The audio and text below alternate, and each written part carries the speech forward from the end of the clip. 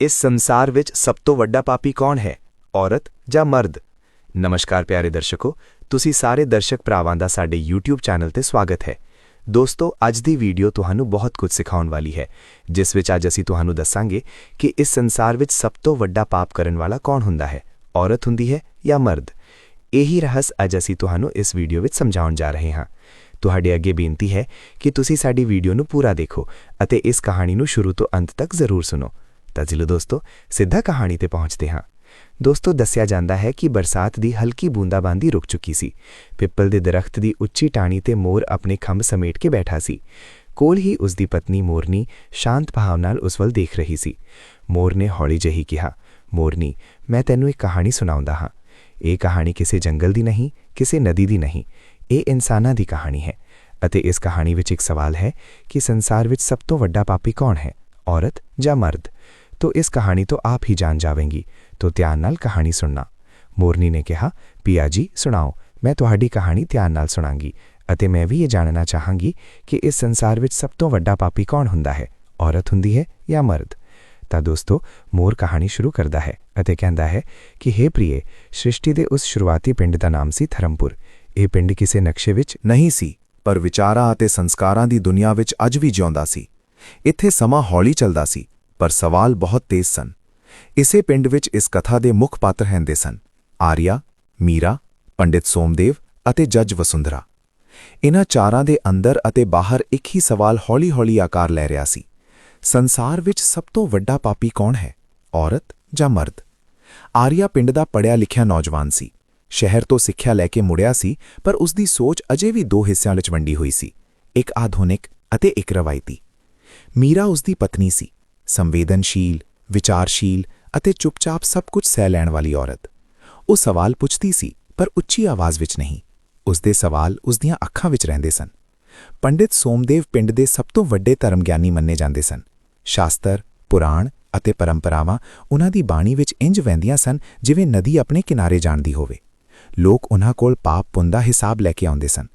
ਅਤੇ ਜੱਜ ਵਸੁੰਧਰਾ, ਜੋ ਹਾਲ ਹੀ ਵਿੱਚ ਇਸ ਖੇਤਰ ਵਿੱਚ ਨਿਯੁਕਤ ਹੋਈ ਸੀ, ਇੱਕ ਅਜਿਹੀ ਔਰਤ ਸੀ ਜਿਸ ਦੀਆਂ ਅੱਖਾਂ ਵਿੱਚ ਕਰੁਣਾ, ਤਰਸ ਅਤੇ ਵਿਵੇਕ, ਸਮਝ ਦੋਵੇਂ ਇਕੱਠੇ ਰਹਿੰਦੇ ਸਨ। ਦੋਸਤੋ, ਕਹਾਣੀ ਦੀ ਸ਼ੁਰੂਆਤ ਇੱਕ ਛੋਟੇ ਜਿਹੇ ਪ੍ਰਸੰਗ ਨਾਲ ਹੋਈ। ਪਿੰਡ ਵਿੱਚ ਚਰਚਾ ਫੈਲ ਗਈ ਕਿ ਮੀਰਾ ਨੇ ਆਰੀਆ ਦੀ ਇਜਾਜ਼ਤ ਤੋਂ ਬਿਨਾਂ ਪਿੰਡ ਦੀਆਂ ਵਿਧਵਾਵਾਂ ਲਈ ਇੱਕ ਪਾਠਸ਼ਾਲਾ ਸ਼ੁਰੂ ਕਰ ਦਿੱਤੀ ਹੈ। ਕੋਈ ਕਹਿੰਦਾ ਔਰਤ ਨੂੰ ਇੰਨਾ ਅੱਗੇ ਨਹੀਂ ਵਧਾਉਣਾ ਚਾਹੀਦਾ, ਕੋਈ ਫੁਸਫੁਸਾਉਂਦਾ ਕਿ ਇਹ ਪਾਪ ਹੈ, ਧਰਮ ਦੇ ਵਿਰੁੱਧ ਹੈ। ਆਰੀਆ ਦੁਚਿੱਤੀ ਵਿੱਚ ਸੀ, ਉਸ ਨੂੰ ਮੀਰਾ ਤੇ ਮਾਣ ਵੀ ਸੀ ਅਤੇ ਸਮਾਜ ਦਾ ਡਰ ਵੀ। ਇੱਕ ਸ਼ਾਮ ਉਸਨੇ ਮੀਰਾ ਨੂੰ ਕਿਹਾ, ਤੂੰ ਜਾਣਦੀ ਹੈ ਲੋਕ ਕੀ ਕਹਿ ਰਹੇ ਹਨ? ਮੀਰਾ ਨੇ ਸ਼ਾਂਤ ਆਵਾਜ਼ ਵਿੱਚ ਜਵਾਬ ਦਿੱਤਾ, ਲੋਕ ਤਾਂ ਉਦੋਂ ਵੀ ਕਹਿਣਗੇ ਜਦੋਂ ਮੈਂ ਕੁਝ ਨਾ ਕਰਾਂ। ਮੈਂ ਕੋਈ ਚੋਰੀ ਨਹੀਂ ਕੀਤੀ, ਕਿਸੇ ਦਾ ਹੱਕ ਨਹੀਂ ਖੋਇਆ, ਫਿਰ ਇਹ ਪਾਪ ਕਿਵੇਂ ਹੋਇਆ? ਇਹੀ ਸਵਾਲ ਅਗਲੇ ਦਿਨ ਪੰਚਾਇਤ ਤੱਕ ਪਹੁੰਚ ਗਿਆ। ਪੰਡਿਤ ਸੋਮਦੇਵ ਨੇ ਸਭਾ ਵਿੱਚ ਕਿਹਾ, ਸ਼ਾਸਤਰਾਂ ਵਿੱਚ ਲਿਖਿਆ ਹੈ ਕਿ ਇਸਤਰੀ ਦਾ ਧਰਮ ਘਰ ਦੀ ਸੀਮਾ ਵਿੱਚ ਹੈ। ਜਦੋਂ ਉਹ ਸੀਮਾ ਲੰਘਦੀ ਹੈ, ਤਦ ਅਧਰਮ ਜਨਮ ਲੈਂਦਾ ਹੈ। ਸਭਾ ਵਿੱਚ ਸੰਨਾਟਾ ਛਾ ਗਿਆ। ਕੁਝ ਲੋਕਾਂ ਨੇ ਸਿਰ ਹਿਲਾਇਆ, ਕੁਝ ਨੇ ਅੱਖਾਂ ਝੁਕਾ ਲਈਆਂ, ਪਰ ਜੱਜ ਵਸੁੰਧਰਾ ਨੇ ਪਹਿਲੀ ਵਾਰ ਦਖਲ ਦਿੱਤਾ। ਉਹਨਾਂ ਪੁੱਛਿਆ, ਪੰਡਿਤ ਜੀ, ਪਾਪ ਦਾ ਜਨਮ ਕਰਮ ਤੋਂ ਹੁੰਦਾ ਹੈ ਜਾਂ ਕਰਤਾ ਤੋਂ? ਇਹ ਸਵਾਲ ਸਭਾ ਲਈ ਨਵਾਂ ਸੀ। ਪੰਡਿਤ ਸੋਮਦੇਵ ਨੇ ਕਿਹਾ, ਕਰਮ ਤਾਂ ਵਿਅਕਤੀ ਕਰਦਾ ਹੈ, ਪਰ ਇਸਤਰੀ ਅਤੇ ਪੁਰਸ਼ ਦੇ ਕਰਮ ਵੱਖੋ ਵੱਖਰੇ ਮੰਨੇ ਗਏ ਹਨ। ਵਸੁੰਧਰਾ ਮੁਸਕਰਾਈ, ਪਰ ਉਹਨਾਂ ਦੀ ਮੁਸਕਾਨ ਵਿੱਚ ਚੁਣੌਤੀ ਸੀ। ਤਾਂ ਕਿ ਇੱਕ ਹੀ ਕਰਮ ਪੁਰਸ਼ ਕਰੇ ਤਾਂ ਪੁੰਨ ਅਤੇ ਇਸਤਰੀ ਕਰੇ ਤਾਂ ਪਾਪ? ਸਭਾ ਵਿੱਚ ਕੁਸਰ-ਮੁਸਰ ਸ਼ੁਰੂ ਹੋ ਗਈ। ਆਰੀਆ ਦਾ ਮਨ ਅੰਦਰੋਂ ਅੰਦਰੀ ਕੰਬ ਰਿਹਾ ਸੀ। ਉਸ ਨੂੰ ਲੱਗਾ ਜਿਵੇਂ ਇਹ ਸਵਾਲ ਕੇਵਲ ਮੀਰਾ ਦਾ ਨਹੀਂ, ਪੂਰੇ ਸਮਾਜ ਦਾ ਸ਼ੀਸ਼ਾ ਹੈ। ਮੀਰਾ ਚੁੱਪਚਾਪ ਬੈਠੀ ਸੀ। ਉਸ ਦੇ ਅੰਦਰ ਭਾਵਨਾਵਾਂ ਦਾ ਹੜ੍ਹ ਸੀ, ਪਰ ਉਸਨੇ ਉਹਨਾਂ ਨੂੰ ਸ਼ਬਦ ਨਹੀਂ ਦਿੱਤੇ। ਵਸੁੰਧਰਾ ਨੇ ਅੱਗੇ ਕਿਹਾ, ਜੇਕਰ ਪਾਪ ਦਾ ਜਨਮ ਕੇਵਲ ਇਸਤਰੀ ਦੇ ਫੈਸਲੇ ਨਾਲ ਹੁੰਦਾ ਹੈ, ਤਾਂ ਫਿਰ ਇਤਿਹਾਸ ਵਿੱਚ ਪੁਰਸ਼ਾਂ ਦੁਆਰਾ ਕੀਤੇ ਗਏ ਯੁੱਧ, ਹਿੰਸਾ ਅਤੇ ਧੋਖੇ ਕੀ ਸਨ? ਇਹ ਸੁਣ ਕੇ ਕੁਝ ਬਜ਼ੁਰਗ ਨਾਰਾਜ਼ ਹੋ ਗਏ। ਕਿਸੇ ਨੇ ਕਿਹਾ, ਇਹ ਨਵੀਂ ਸੋਚ ਹੈ, ਇਹ ਪਰੰਪਰਾ ਤੋੜ ਦੇਵੇਗੀ। ਵਸੁੰਧਰਾ ਨੇ ਗੰਭੀਰ ਆਵਾਜ਼ ਵਿੱਚ ਜਵਾਬ ਦਿੱਤਾ, ਪਰੰਪਰਾ ਜੇਕਰ ਬੇਇਨਸਾਫੀ ਸਿਖਾਏ ਤਾਂ ਉਸ ਨੂੰ ਸਵਾਲਾਂ ਦੇ ਕਟਹਿਰੇ ਵਿੱਚ ਖੜਾ ਕਰਨਾ ਹੀ ਧਰਮ ਹੈ। ਸਭਾ ਮੁਲਤਵੀ ਕਰ ਦਿੱਤੀ ਗਈ, ਪਰ ਸਵਾਲ ਜਿਉਂਦਾ ਰਹਿ ਗਿਆ। ਰਾਤ ਨੂੰ ਆਰੀਆ ਦੇਰ ਤੱਕ ਸੌਂ ਨਹੀਂ ਸਕਿਆ। ਉਸ ਨੂੰ ਲੱਗਾ ਜਿਵੇਂ ਉਹ ਦੋ ਯੁੱਗਾਂ ਦੇ ਵਿਚਕਾਰ ਖੜਾ ਹੈ। ਇੱਕ ਪਾਸੇ ਪੰਡਿਤ ਸੋਮਦੇਵ ਦੀ ਸ਼ਾਸਤਰੀ ਆਵਾਜ਼, ਦੂਜੇ ਪਾਸੇ ਵਸੁੰਧਰਾ ਦਾ ਤਰਕ ਅਤੇ ਵਿਚਕਾਰ ਮੀਰਾ, ਜਿਸ ਦਾ ਅਪਰਾਧ ਕੇਵਲ ਇੰਨਾ ਸੀ ਕਿ ਉਸਨੇ ਸੋਚਣਾ ਅਤੇ ਸਿਖਾਉਣਾ ਚਾਹਿਆ। ਮੀਰਾ ਨੇ ਚੁੱਪਚਾਪ ਦੀਵਾ ਬੁਝਾਇਆ ਅਤੇ ਕਿਹਾ, ਆਰੀਆ, ਕਿ ਤੈਨੂੰ ਲੱਗਦਾ ਹੈ ਮੈਂ ਪਾਪੀ ਹਾਂ? ਆਰੀਆ ਕੋਲ ਕੋਈ ਜਵਾਬ ਨਹੀਂ ਸੀ। ਉਸ ਦੀ ਚੁੱਪੀ ਹੀ ਉਸ ਦਾ ਅਪਰਾਧ ਬਣ ਗਈ। ਇੱਥੋਂ ਹੀ ਇਸ ਕਹਾਣੀ ਦਾ ਆਖਰੀ ਸਵਾਲ ਜਨਮ ਲੈਂਦਾ ਹੈ ਦੋਸਤੋ, ਕਿ ਪਾਪ ਕੀ ਹੈ ਕਿਸ ਦਾ ਹੈ ਅਤੇ ਕਿਸ ਨੂੰ ਪਾਪੀ ਕਿਹਾ ਜਾਂਦਾ ਹੈ? ਕੀ ਪਾਪ ਦਾ ਜਨਮ ਇਸਤਰੀ ਜਾਂ ਪੁਰਸ਼ ਤੋਂ ਹੁੰਦਾ ਹੈ ਜਾਂ ਫਿਰ ਉਸ ਸੋਚ ਤੋਂ ਜੋ ਇਨਸਾਫ ਤੋਂ ਡਰਦੀ ਹੈ? ਅਗਲੀ ਸਵੇਰ ਪਿੰਡ ਵਿੱਚ ਅਜੀਬ ਚਹਿਲ-ਪਹਿਲ ਸੀ। ਚਾਹ ਦੀਆਂ ਦੁਕਾਨਾਂ, ਖੂਹਾਂ ਦੇ ਕਿਨਾਰੇ ਅਤੇ ਮੰਦਰ ਦੀਆਂ ਪੌੜੀਆਂ ਤੇ ਇੱਕ ਹੀ ਚਰਚਾ ਸੀ। ਔਰਤ ਜੇ ਘਰੋਂ ਬਾਹਰ ਕਦਮ ਰੱਖੇ ਤਾਂ ਚਰਿੱਤਰ ਤੇ ਸਵਾਲ, ਅਤੇ ਮਰਦ ਜੇ ਸੀਮਾ ਤੋੜੇ ਤਾਂ ਸੁਭਾਅ ਕਹਿ ਕੇ ਛੱਡ ਦਿੱਤਾ ਜਾਂਦਾ ਹੈ। ਮੀਰਾ ਆਪਣੀ ਪਾਠਸ਼ਾਲਾ ਪਹੁੰਚੀ। ਵਿਧਵਾਵਾਂ ਉੱਥੇ ਪਹਿਲਾਂ ਤੋਂ ਬੈਠੀਆਂ ਸਨ। ਉਹਨਾਂ ਦੀਆਂ ਅੱਖਾਂ ਵਿੱਚ ਡਰ ਵੀ ਸੀ ਅਤੇ ਉਮੀਦ ਵੀ। ਇੱਕ ਬਜ਼ੁਰਗ ਔਰਤ ਨੇ ਹੌਲੀ ਜਿਹੀ ਕਿਹਾ, ਧੀਏ, ਲੋਕ ਕਹਿ ਰਹੇ ਨੇ ਤੂੰ ਪਾਪ ਕਰ ਰਹੀ ਹੈ, ਕਿਤੇ ਤੈਨੂੰ ਸਜ਼ਾ ਨਾ ਮਿਲੇ। ਮੀਰਾ ਨੇ ਉਹਨਾਂ ਦਾ ਹੱਥ ਫੜ ਲਿਆ। ਮਾਂ, ਜੇ ਪੜ੍ਹਨਾ ਪਾਪ ਹੈ ਤਾਂ ਇਹ ਪਾਪ ਮੈਂ ਰੋਜ਼ ਕਰਾਂਗੀ। ਦੁਪਹਿਰ ਨੂੰ ਜੱਜ ਵਸੁੰਧਰਾ ਪਿੰਡ ਦੇ ਦੌਰੇ ਤੇ ਨਿਕਲੀ। ਉਹਨਾਂ ਨੇ ਜਾਣ-ਬੁੱਝ ਕੇ ਉਹਨਾਂ ਥਾਵਾਂ ਨੂੰ ਚੁਣਿਆ ਜਿੱਥੇ ਮਰਦਾਂ ਦੀਆਂ ਗਲਤੀਆਂ ਸਾਲਾਂ ਤੋਂ ਲੁਕਾਈਆਂ ਜਾ ਰਹੀਆਂ ਸਨ। ਜੂਏ ਦੇ ਅੱਡੇ, ਸ਼ਰਾਬਖਾਨੇ ਦੇ ਪਿੱਛੇ ਦੀਆਂ ਗਲੀਆਂ। ਉਹਨਾਂ ਨੇ ਚੌਪਾਲ ਤੇ ਸਭ ਨੂੰ ਇਕੱਠਾ ਕੀਤਾ। ਵਸੁੰਧਰਾ ਨੇ ਕਿਹਾ, ਕੱਲ ਇੱਕ ਇਸਤਰੀ ਤੇ ਸਵਾਲ ਉੱਠਿਆ ਸੀ। ਅੱਜ ਮੈਂ ਕੁਝ ਸਵਾਲ ਮਰਦਾਂ ਨੂੰ ਪੁੱਛਣਾ ਚਾਹੁੰਦੀ ਹਾਂ। ਉਹਨਾਂ ਨੇ ਪਹਿਲਾ ਸਵਾਲ ਕੀਤਾ, ਪਿੰਡ ਵਿੱਚ ਕਿੰਨੇ ਮਰਦ ਹਨ ਜੋ ਕਰਜ਼ਾ ਲੈ ਕੇ ਸ਼ਰਾਬ ਵਿੱਚ ਉਡਾ ਦਿੰਦੇ ਹਨ? ਕੁਝ ਸਿਰ ਝੁਕੇ, ਕੁਝ ਹੱਸੇ। ਦੂਜਾ ਸਵਾਲ ਆਇਆ, ਕਿੰਨੇ ਮਰਦਾਂ ਨੇ ਆਪਣੀ ਪਤਨੀ ਦੀ ਕਮਾਈ ਨੂੰ ਆਪਣਾ ਅਧਿਕਾਰ ਸਮਝਿਆ? ਹੁਣ ਸੰਨਾਟਾ ਡੂੰਘਰ ਹੋ ਗਿਆ। ਵਸੁੰਧਰਾ ਨੇ ਗੰਭੀਰ ਆਵਾਜ਼ ਵਿੱਚ ਕਿਹਾ, ਇਨ੍ਹਾਂ ਸਭ ਤੇ ਕਦੇ ਪੰਚਾਇਤ ਨਹੀਂ ਬੈਠੀ, ਪਰ ਇੱਕ ਇਸਤਰੀ ਨੇ ਪੜ੍ਹਾਉਣ ਦਾ ਫੈਸਲਾ ਲਿਆ ਅਤੇ ਉਸ ਨੂੰ ਪਾਪੀ ਠਹਿਰਾਇਆ ਗਿਆ। ਆਰੀਆ ਖੜਾ ਹੋਇਆ। ਉਸਨੇ ਕਿਹਾ, ਮੈਂ ਇੱਕ ਗੱਲ ਕਹਿਣਾ ਚਾਹੁੰਦਾ ਹਾਂ। ਜੇ ਮੇਰੀ ਪਤਨੀ ਨੇ ਪਾਪ ਕੀਤਾ ਹੈ ਤਾਂ ਉਸ ਦਾ ਪਾਪ ਮੇਰਾ ਵੀ ਹੈ, ਕਿਉਂਕਿ ਮੈਂ ਉਸ ਨੂੰ ਰੋਕਿਆ ਨਹੀਂ। ਇਹ ਵਾਕ ਕਿਸੇ ਨੇ ਨਹੀਂ ਸੋਚਿਆ ਸੀ। ਮੀਰਾ ਦੀਆਂ ਅੱਖਾਂ ਭਰ ਆਈਆਂ। ਪਹਿਲੀ ਵਾਰ ਆਰੀਆ ਨੇ ਚੁੱਪੀ ਨਹੀਂ ਚੁਣੀ ਸੀ। ਪੰਡਿਤ ਸੋਮਦੇਵ ਨੇ ਕਿਹਾ, ਇਹ ਪੱਛਮੀ ਸੋਚ ਹੈ, ਇਸ ਨਾਲ ਸਮਾਜ ਬਿਖਰ ਜਾਵੇਗਾ। ਵਸੁੰਧਰਾ ਨੇ ਜਵਾਬ ਦਿੱਤਾ, ਸਮਾਜ ਉਦੋਂ ਵੀ ਨਹੀਂ ਬਿਖਰਦਾ ਜਦੋਂ ਸਵਾਲ ਪੁੱਛੇ ਜਾਂਦੇ ਹਨ। ਸਮਾਜ ਉਦੋਂ ਬਿਖਰਦਾ ਹੈ ਜਦੋਂ ਬੇਇਨਸਾਫੀ ਨੂੰ ਪਰੰਪਰਾ ਕਹਿ ਕੇ ਬਚਾਇਆ ਜਾਂਦਾ ਹੈ। ਉਸੇ ਸ਼ਾਮ ਪਿੰਡ ਵਿੱਚ ਇੱਕ ਹੋਰ ਘਟਨਾ ਵਾਪਰੀ। ਇੱਕ ਮਰਦ ਨੇ ਆਪਣੀ ਧੀ ਨੂੰ ਸਕੂਲ ਭੇਜਣ ਤੋਂ ਮਨਾ ਕਰ ਦਿੱਤਾ, ਇਹ ਕਹਿ ਕੇ ਕਿ ਔਰਤ ਪੜ੍ਹ ਕੇ ਵਿਗੜ ਜਾਂਦੀ ਹੈ। ਮੀਰਾ ਉੱਥੇ ਪਹੁੰਚੀ ਅਤੇ ਕਿਹਾ, ਜੇ ਪੜ੍ਹਨਾ ਵਿਗਾੜ ਹੈ ਤਾਂ ਮੈਨੂੰ ਸਭ ਤੋਂ ਪਹਿਲਾਂ ਵਿਗੜਿਆ ਮੰਨਵਾ। ਲੋਕ ਚੁੱਪ ਹੋ ਗਏ।